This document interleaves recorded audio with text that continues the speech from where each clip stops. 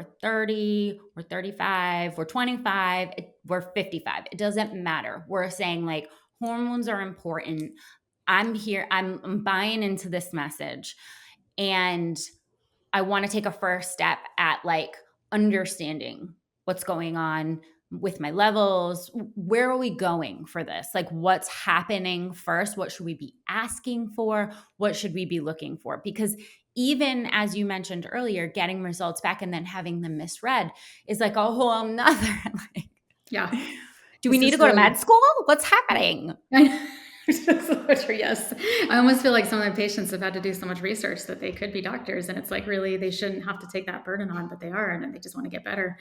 But it's like, women, I'm sorry to say this, but the labs are like not as helpful as we want them to be. There's a lot of marketers and companies, lab companies, who want to sell you expensive lab tests. The problem is that they are highly variable. There's a lot of, we call it the coefficient of variation, where like hormones can vary a lot, even throughout the day Right. per sample. Even within the lab testing, they vary. If it's fine to get the lab, you can follow in something like an FSH, which is maybe a better marker than the actual value. So you can see that FSH start to rise. And when it starts to rise, that could indicate something. But what women need to just see is that it is a clinical diagnosis right now, not a lab one. You do not need laboratory confirmed low levels to start anything, right? Okay, so like with testosterone, we actually do need to show that there's like a low level. We do not need this for women. So women, you do not need a lab test to like tell you how you feel. You can tell yourself how you feel. Okay, so like you don't need any kind of validation from a data point that makes like gives you permission to start. Like no doctor needs a lab test to give you permission. This is not a legal requirement or anything like that, like it is for men. So it's like you can just say, and then women need to see that like what they're doing now. What I see a lot of women do is like, oh, they blame on something else when they're younger. Like the best one is I'm tired and can't sleep and I have a lot of anxiety because I have like small children at home, right? So they're just blaming something else and then saying like I've never been the same since pregnancy, but it's because I have like a 2-year-old who's like driving me mad, right? And it's like this, I'm going to blame, well, I haven't been eating well and that's why I'm creeping up on the weight. And they'll always attribute it to something else. So if there's one thing going on in your life and that's it, like then that could be possible. But generally, that's not the case. Like you will see several things happen. And when you see several things happen at one time, it needs to clue you in that there's a hormonal thing at the root, because what happens is hormones dictate like every process in the body.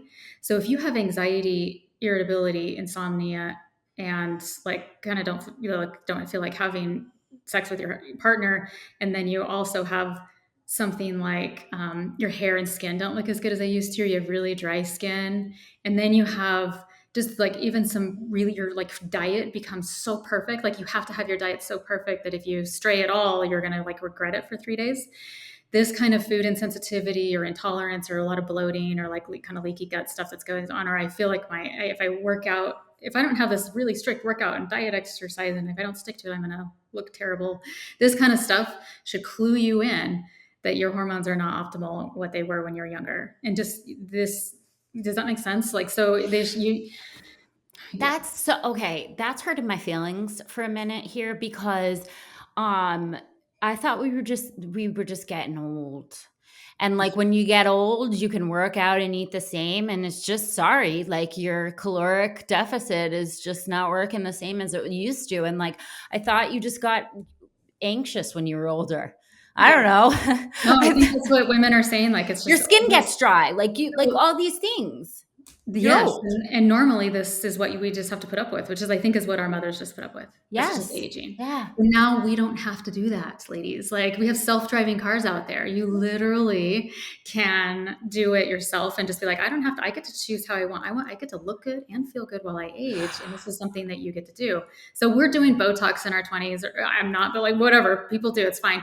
I don't care. But I'm just saying, like, you're doing it as a prevention. Like, you're basically saying, I'm going to prevent wrinkles, and this is the thought process behind it. So hormones should be the same. In fact, they're going to prevent wrinkles better than your Botox. So it's going to be Oh. estrogen can make your skin beautiful for your whole life. You need to think about it this way, that I don't actually have to look terrible and feel terrible. I can do both. And so, yes, anxiety and insomnia and losing your metabolic flexibility, which is what you described, that I have to have a really strict diet or I'm going to gain weight. Like in my 20s, I could eat pizza and be fine. Now I can't. Why? Why not just eat pizza in your 40s and be fine? Why not just have like great skin and hair and not have to buy like 1,000 products literally to put on your hair and skin? Like, why not just have that same benefits? It's even better because now I get to feel better than I did in my 20s, but I have the wisdom that I have now at 44, right? Like, I get to like do everything. Like, I get to keep all of my knowledge and everything that the benefit. My kid, I have, 9-year-old, like all the things that I've gained now that I'm 44, my career, my financial stability, everything. I get to keep all of that, but yet I get to feel better than I did in my 20s. And this is like the ultimate what you get to choose, right? And so You're it's the describing utopia. I've just entered.